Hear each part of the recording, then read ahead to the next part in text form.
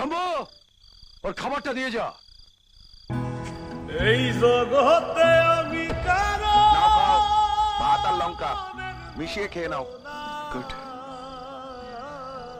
খুব খিদে পেয়েছি। আমার কেউ ভালোবাসে না,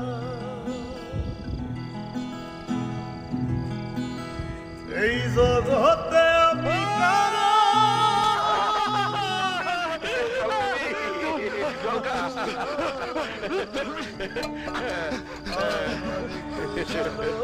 ভালোবাসে না। আমার একটাই দুঃখ, আমার একটাই কষ্ট,